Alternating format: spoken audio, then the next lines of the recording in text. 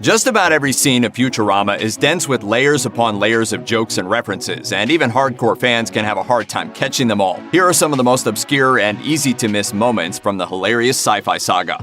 In the 2002 episode Where No Fan Has Gone Before, Star Trek lover Fry is dismayed to learn that after the show's fandom became a religion, its fans all died in the Star Trek Wars. Then, to make matters worse, the only copies of Trek episodes and movies were dumped on an abandoned planet. Fry and company steal away Leonard Nimoy's head from the Head Museum and journey to that world to get the tapes. It is on this forbidden world that an energy cloud named Melvar keeps the original Star Trek cast. Melvar keeps them eternally young, but also forces them to do Star Trek things, like participate in a never-ending convention and act out his fan fiction. In this Trek-reference-laden episode, veteran Trek actors Leonard Nimoy, William Shatner, Walter Koenig, George Takei, and Nichelle Nichols all voice their animated counterparts, with one glaring omission: James Doohan, who portrayed Enterprise Chief Engineer Montgomery Scott, aka Scotty. Instead of the Scottish guy, we've got a Welsh guy named Welshy. Nichelle, George, Walter, DeForest, Welshy. Welshy?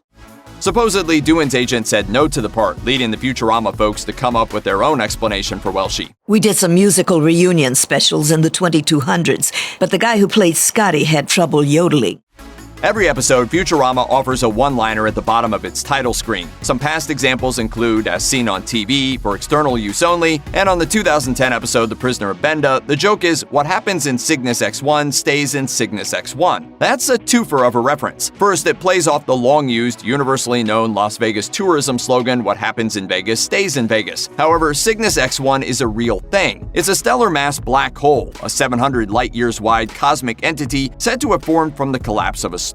As black holes have tremendous gravitational pull and suck in anything that dares come near, well, what happens in Cygnus X1 really does stay in Cygnus X1. That sucks.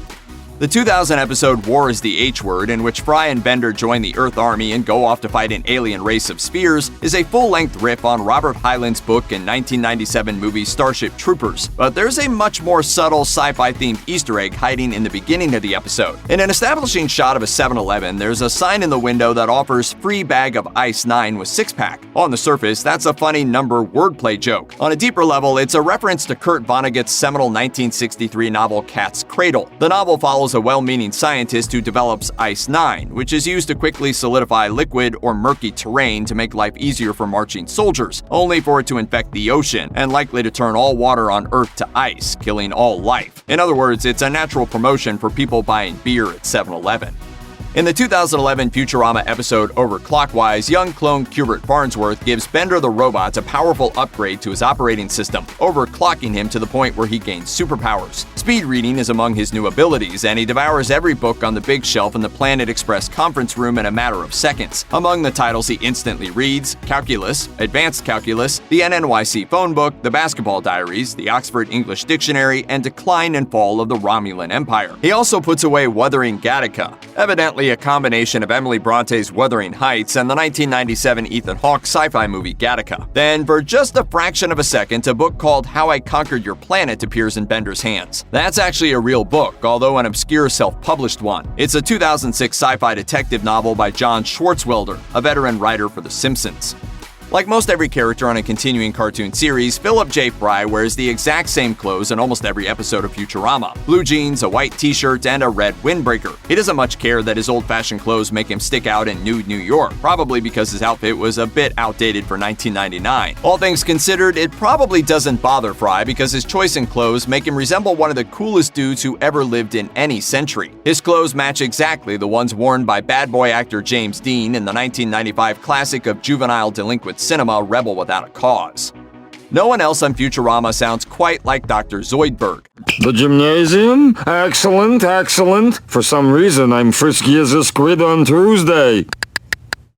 According to voice actor Billy West, he got the voice by combining impressions of two different entertainers, both of whom are almost completely forgotten to modern audiences. One of them is marble-mouthed George Jessel, a vaudeville comedian and early film star who had his own radio show in the early 50s. The other major Zoidberg component is Canadian character actor Lou Jacoby. When the series introduced Zoidberg's uncle in the 2001 episode That's Lobstertainment, writers went back to the old Hollywood well. Harold Zoid, a star from the silent hologram era, has a name and character which riff on silent film comedian Harold Lloyd. There are a handful of fun facts about the American presidents that virtually everybody seems to know. For example, most people know that future Futurama Earth star President Richard Nixon was the only American president to resign, and that Grover Cleveland is the only president to ever serve 2 non-consecutive terms in office. Futurama writers buried a clever, jokey reference to this bit of historical knowledge. In the 1999 pilot episode of Futurama, Fry discovers that scientists have learned to keep human heads living in jars indefinitely, and that the noggins of many individuals take residence in New York's Head Museum. The Head Museum features a Hall of Presidents, home to the actual living, suspended in solution heads of past commanders-in-chief, including Jimmy Carter, Bill Clinton, Andrew Jackson, and Grover Cleveland. In fact, because he was president on 2 separate occasions, the Head Museum actually holds 2 Grover Cleveland heads. In the early seasons of Futurama, Leela feels alone in the universe. Not only is she unhappily single, but she believes she's an orphan and possibly the last living Cyclops. In the 2000 episode, A Bicyclops Built for Two, all her dreams look to come true when she falls in love with a man named Alcazar, who pretends to be the last male Cyclops. She travels with him to their supposedly empty home planet of Cyclopia, where he lives in a castle. He's a lovely guy, until the morning after they sleep together. Suddenly Alcazar, or Al as he prefers to be called, is a selfish chauvinist pig. He demands she make him breakfast, then insults her cooking. Before long, he's sitting glumly on an old couch watching TV, trading insults with a dissatisfied Leela, who has done her hair the way Al likes it. This end result closely mirrors the premise and action of Married with Children, the early Fox hit on which Katie Sagal, who voices Leela, starred as big-haired Peggy Bundy opposite Ed O'Neill as rude, crude Al Bundy.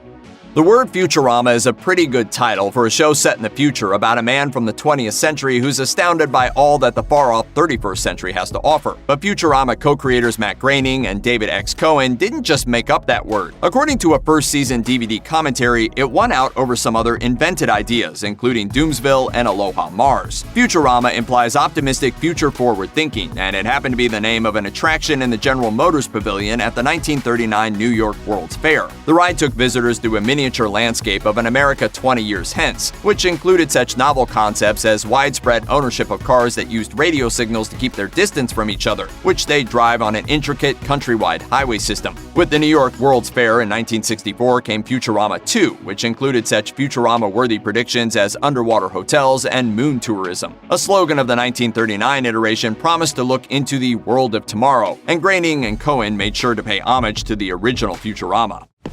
Welcome to the world of tomorrow! Why do you always have to say it that way? In The Root of All Evil, Hubert Farnsworth and Dwight Conrad go into business and direct competition with their dads, creating Awesome Express and scoring a lucrative contract to deliver the daily Supernova newspaper to strange and distant points in outer space. During one of these bike-pedaled spaceship deliveries, they zoom past an asteroid occupied by an innocent-looking blonde boy in a pale green outfit. He catches the newspaper gratefully, but unfortunately, when Hermes and Dr. Farnsworth try to one-up their sons, he doesn't fare quite so well. He's knocked into the void of space by the force of the paper. Little did Hermes know that he might just have gotten rid of royalty. That little space boy is the title character from the famous children's book The Little Prince, which follows a lonely little boy who lives on a tiny asteroid.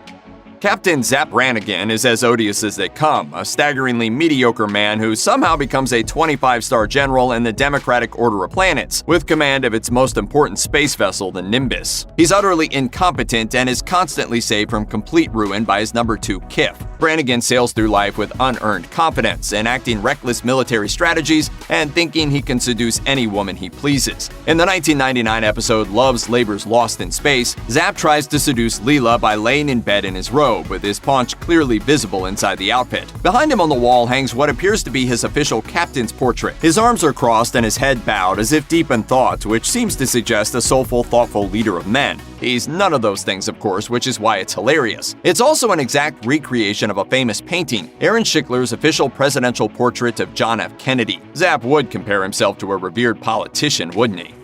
In the 2001 episode Roswell That Ends Well, Fry microwaves a metal popcorn container on the Planet Express ship. Fry's mistake upsets the balance of radiation and sends the ship back through time and space, crash landing the crew in Roswell, New Mexico in 1947. To return to the future, Professor Farnsworth needs microwave technology of some kind, and the microwave antenna at the local military base would work. He warns Fry that acquiring it could be tricky, as Fry's grandfather Enos works at that base, and if he killed him, he'd erase his existence. Fry tries to protect his grandfather grandfather as best he can, and to prevent harm, he locks him in a house, which he doesn't realize is located on a nuclear weapon testing range. The test kills Enos almost immediately, and Fry tries to comfort Enos's fiancée, a diner waitress named Mildred, but they wind up sleeping together. Fry figures that since he didn't blink out of existence when Enos died, then Enos must not have been his grandfather. As it turns out, Mildred is still his grandmother. She just became pregnant by Fry. As Professor Farnsworth tells Fry, "Oh, a lesson in not changing history from Mr. I'm my own grandpa. Let's get the hell out of here already. Screw history."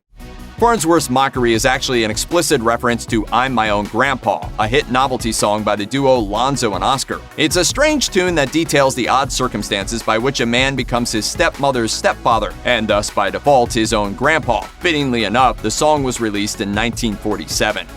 Check out one of our newest videos right here. Plus, even more Looper videos about your favorite shows are coming soon. Subscribe to our YouTube channel and hit the bell so you don't miss a single one.